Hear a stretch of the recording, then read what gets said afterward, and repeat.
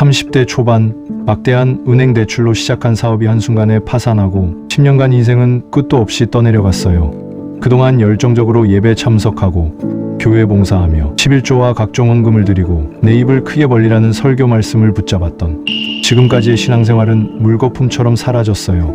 절망의 끝자락에서 마주한 비오는 낚시터에서 제 안에 성령의 안 계심을 뼈저리게 인정하며 하나님께 한 번만 기회를 달라는 태고의 울부짖음이 낚시터에 울려 퍼졌어요.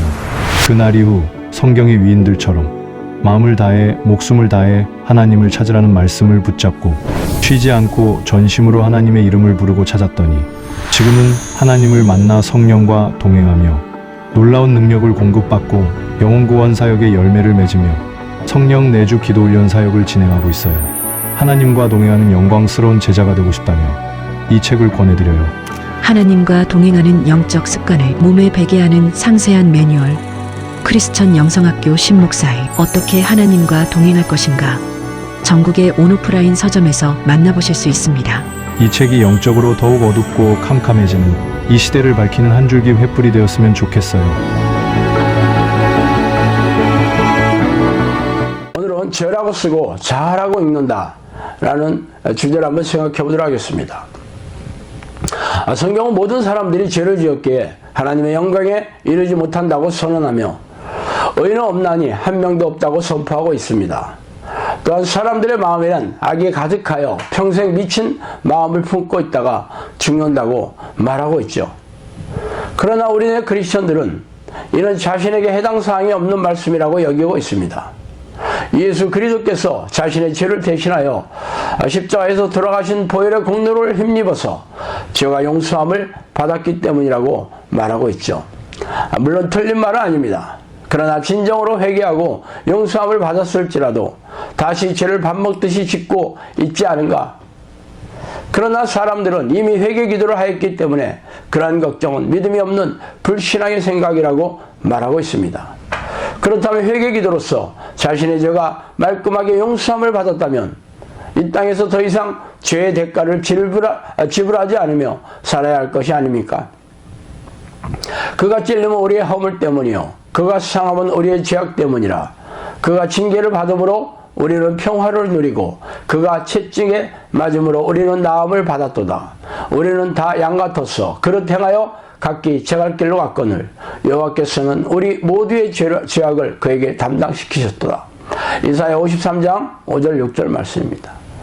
침상에 누운 중풍병자를 사람들이 데리고 오거늘 예수께서 그들의 믿음을 보시고 중풍병자에게 이르되 작은 자여 안심하라 내 죄의 사함을 받았느니라. 마태복음 9장 2절 말씀이죠. 위에 두 구절은 너무 유명해서 설명이 따로 필요 없을 것입니다. 예수님께서 오시기 오래전 이사야 선지자는 예수님께서 하실 사역을 미리 예언하셨죠.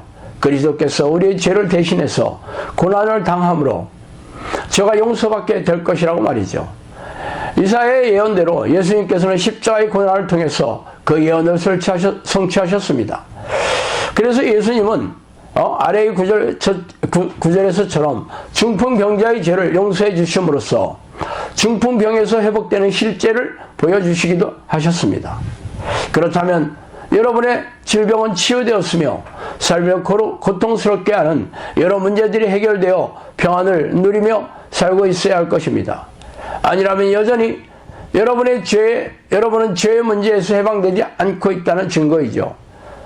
그러나 여러분은 저의 주장을 받아들이고 싶지 않을 것입니다.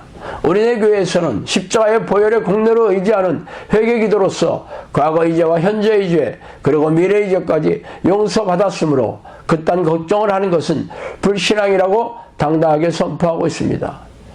그러나 문제는 자신의 영혼이 건조하고 냉랭하며 삶이 고단하고 팍팍하다는 것입니다. 예수님의 보혈의 공로로 자신의 죄가 용서함을 받았다면 왜 평화와 기쁨을 누리고 행복하고 형통하게 살지 못하는지 알 수 없는 노릇입니다. 그래서 제가 그 이유를 말씀드릴게요. 여전히 여러분은 죄의 속박에서 벗어나지 못하고 있기 때문입니다. 그러나 자신이 짓고 있는 죄가 생각나지 않을 것입니다. 살인, 절도, 폭력, 간음 등의 죄를 지어본 적이 없으며 과거에 그런 죄가 있었다 할지라도 이미 철저하게 회개하였기 때문에 용서받았다고 믿고 있을 것입니다. 그러나 그런 죄가 성경에서 말하는 죄가 아닙니다.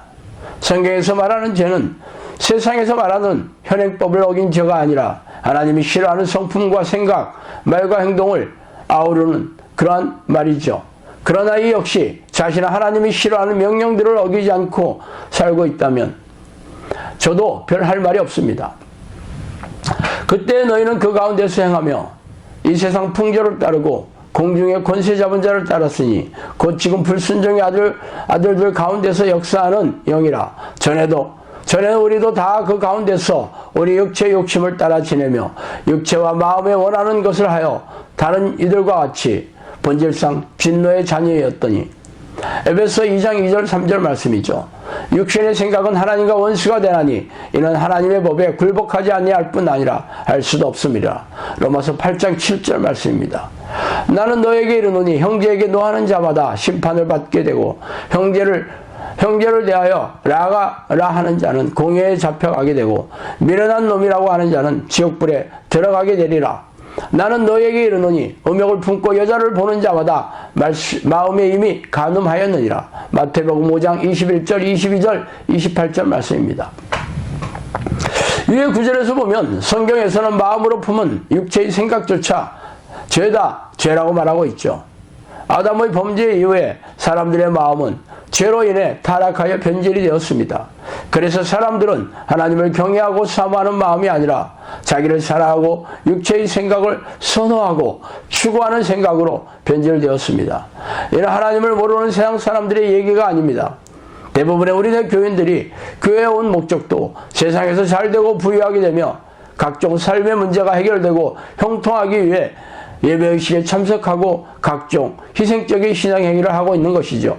말하자면 육체의 생각을 추구하며 종교행위를 하고 있다면 바리새인들과 서기관들처럼 자기 의와 자기 만족을 충족시키는 종교주의자가 되는 것입니다. 이는 하나님을 사랑하고 경배하는 마음이 아니라 여전히 자신의 소욕을 쫓아 교회 마당을 밟고 있는 셈이죠. 이에 예수께서 제 아들에게 이르시되 누구든지 나를 따라오려거든 자기를 부인하고 자기 십자가를 지고 나를 따를 것이니라. 누구든지 제 목숨을 구원하고자 하면 잃을 것이요 누구든지 나를 위하여 제 목숨을 잃으면 찾으리라. 마태복음 16장 24절 25절 말씀입니다. 내가 그리스도와 함께 십자가에 못 박혔나니 그런즉 이제는 내가 사는 것이 아니요 오직 내 안에 그리스도께서 사는 것이라. 이제 내가 육체 가운데 사는 것은 나를 사랑하사 나를 위하여 자기 자신을 버리신 하나님의 아들을 믿는 믿음 안에서 사는 것이라. 갈라디아서 2장 20절 말씀입니다. 당신의 자아가 바로 죄로 변질된 실체이죠. 그러므로 자신의 생각이나 계획, 자신이 좋아하고 선호하며 추구하고 싶은 모든 것들이 바로 죄인 셈입니다. 그래서 예수님은 제자가 되려면 자기를 부인하고 목숨보다 하나님을 더 사랑할 수 있어야 된다고 말씀하셨으며 사도 바울은 자기 자신을 날마다 십자가에서 못 박아 죽는다고 선포했던 것입니다. 그러나 대부분의 우리네 교인들은 교회에 온 목적이 자신이 원하는 삶을 추구하고 세속적인 욕심을 피워오는 이들이 교회 안에 널려 있습니다. 목회자들은 대형교회 담임 목사가 되는 목회 성공의 열을 올리고 교인들은 번영신학과 기복신앙을 숭배하고 있으니 기가 막히는 일입니다. 이는 미혹의 영이 우리네 교회 지도자들의 머리를 타고 앉아 자신의 생각을 넣어주어 속이고 있기 때문입니다. 그러므로 귀신의 소리를 듣고 자기 소원을 이루고자 교회 마당을 밟는 이들이 어떻게 천국에 들어가겠습니까? 죄다 지옥의 불에 던져질 것입니다. 오늘은 여기까지 하겠습니다. 감사합니다. 지혜는 열심으로 교회를 섬기는 신실한 크리스천이에요. 교회에서는 집사 직분을 받아 교회의 굳은 일도 충성스럽게 하고 있죠. 그런데 성경을 읽을 때마다 이상하게 생각되는 구절이 있었어요. 예수님과 제자들이 귀신을 쫓아내고 병을 고치는 대목이었어요. 성경을 깊이 묵상할 때마다 성경에는 안진뱅이가 일어나고 소경이 눈을 뜨는 기적이 일어나는데 옛날에는 있던 귀신들이 지금은 어디로 자취를 감춘 거지? 왜 나는 이렇게 열심히 하나님을 섬기는데 여전히 아픈 것도 많고 인생이 고단한 거지? 누구도 이해할 만한 대답을 해주지 않았어요. 어느 날 지혜는 우연히 보게 된 유튜브 채널에서 신 목사님을 알게 되었고 성령께서 말씀해 주신 귀신의 비밀이라는 책을 보게 되었어요.